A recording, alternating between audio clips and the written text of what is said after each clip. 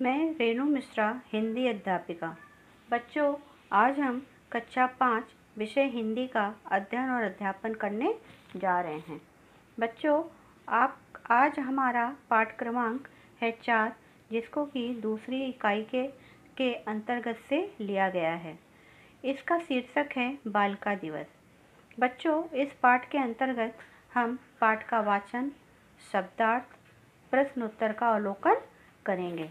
बच्चों, इस पाठ में महाराष्ट्र में कन्या शिक्षण के क्षेत्र में सावित्रीबाई फुले ने बहुत काम किया था, अपना बहुत योगदान दिया था। प्रति वर्ष 3 जनवरी को उनका जन्मदिन बालिका दिवस के रूप में मनाया जाता है। इस पाठ में उसी के बारे में बताया गया है। आइए चलिए इस पाठ का वाचन करते हैं। बच्चों, जब आप अपनी पाठ्य पुस्तक में इस पाठ का अवलोकन करेंगे तो सबसे पहले ऊपर कोष्ठक में एक लाइन दी है कि सब बच्चे दूरवा के घर खेलने के लिए एकत्रित हुए हैं। वहाँ चाची जी और बड़े भैया भी हैं। ये एक संवाद है, यानी कि कन्वर्सेशन है। यहाँ बच्चे, चाची जी और भैया आपस में बातचीत कर रहे हैं, उसके बारे में वर्णन है। दूरवा, सृष्टि, आज तो तुम बहुत बन-ठन कर आई हो। सृष्टि, आज 3 जनवरी बालिका दिवस है ना। प्राची, अरे हाँ, कल बहन जी ने बताया था कि सावित्रीबाई फुले का जन्मदिन बालिका दिवस के रूप में मनाया जाता है। तब चाची जी ने क्या बोला बच्चों? सावित्रीबाई फुले भारत की प्रथम शिक्षिका मानी जाती हैं। अपने पति महात्मा ज्योतिबा फुले के साथ मिलकर उन्होंने लड़कियों के लिए पुणे में पहली पाठशाला शुरू की थी। चाची जी ने क्या बोला बच्चों कि जो सावित्रीबाई फुले हैं उनको भारत की पहली टीचर, शिक्षिका मानी जाती, अध्यापिका मानी जाती हैं, क्योंकि उन्होंने अपने पति ज्योतिबा फुले के साथ मिलकर पुणे में लड़कियों के लिए पहली वो ऐसी महिला थी जिन्होंने लड़कियों के लिए पाठशाला खोली। क्योंकि पुराने ज़माने में बच्चों, औरतों को और लड़कियों को शिक्षा ग्रहण करने की इजाज़त नहीं थी। पर्दा प्रथा का चलन था। औरतें घर के अंदर ही रहती थी, वो घर के काम धाम करती थी, उनको शिक्षा करने की इजाज़त नहीं थी। तब जिसान ने बोला, आजकल तो लगभग सभी लड़कियां पाठशाला जाती हैं, पढ़ाई लिखाई और अन्य क्षेत्रों में भी खूब आगे हैं।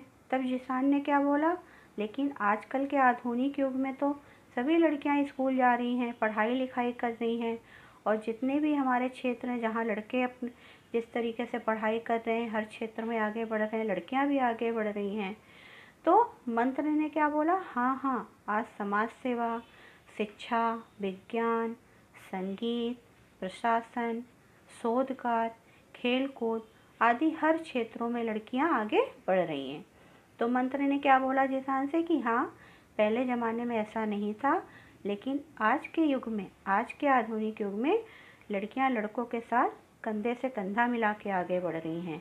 जैसे लड़के हर एक क्षेत्र में आगे बढ़ रहे हैं, लड़कियां भी पीछे नहीं हैं। वो भी चाहे सोशल सर्विस हो, समाज सेवा हो, शिक्षा हो, विज्ञान हो, संगीत हो, प्रशासन यानी कि पुलिस की जॉब हो, शोधकार यानी कि साइंटिस्ट हो, खेलकूद हो, या कोई भी फील्ड हो, कोई भी क्षेत्र हो, लड़कियां लड़कों से साथ आगे बढ़ रही हैं। तब सृष्टि ने बोला, मेरी माँ बताती है कि शिक्षा हमें स्वावलंबी और सजग बनाती है।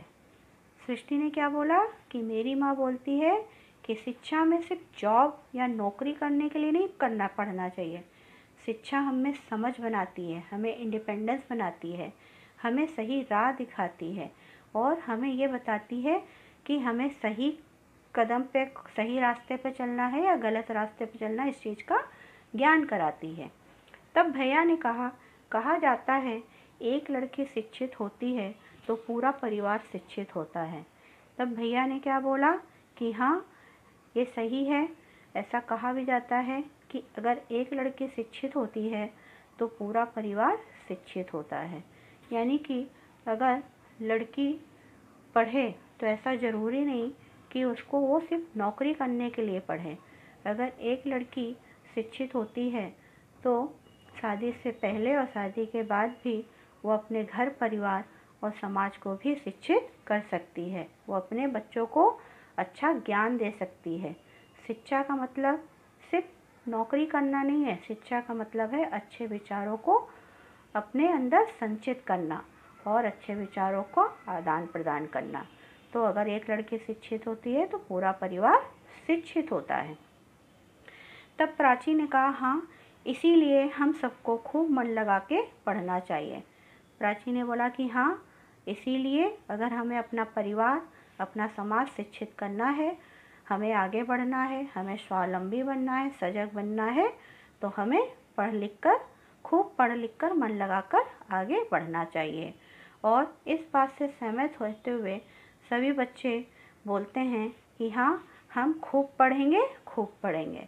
तो देखा बच्चों कि प्राचीन समय में जहाँ लड़कियों को, औरतों को पढ़ने की, घर से बाहर कदम निकालने की इजाज़त नहीं थी, उस समय में सावित्रीबाई फुले एक ऐसी महिला हुई जिन्होंने शिक्षा का तो ज्ञान दिया ही, उन्होंने अपने पति महात्मा ज्योतिबा फुले के साथ मिलकर पुणे में पहली बार उन्होंने लड़कियों के लिए पाठशाला शुरू की।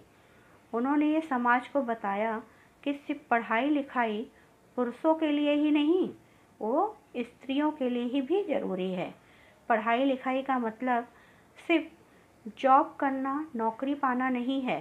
पढ़ाई लिखाई का मतलब होता है कि हमको अच्छे बुरे का ज्ञान होता है, हम स्वावलंबी बनते हैं, हमारी विचारधारा अच्छी होती है, हम सजग बनते हैं और हम समाज को अपने स्वावलंबी और सजगपन से हम समाज को आगे बढ़ा सकते हैं और परिवार को भी आगे बढ़ा सकते हैं। जब परिवार आगे बढ़ेगा तो समाज आगे बढ़ेगा, समाज आगे बढ़ेगा तो ये देश आगे बढ़ेगा।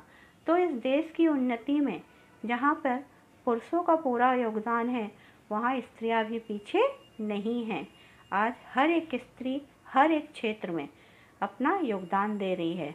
वो सोशल सर्विस भी कर रही है, वो परिवार भी संभाल रही है, वो टीचर भी है, शिक्षा के क्षेत्र में है, विज्ञान के क्षेत्र में है, वो एक अच्छी म्यूजिशियन है, वो एक संगीतकार भी है, वो पुलिस सेवा में भी है।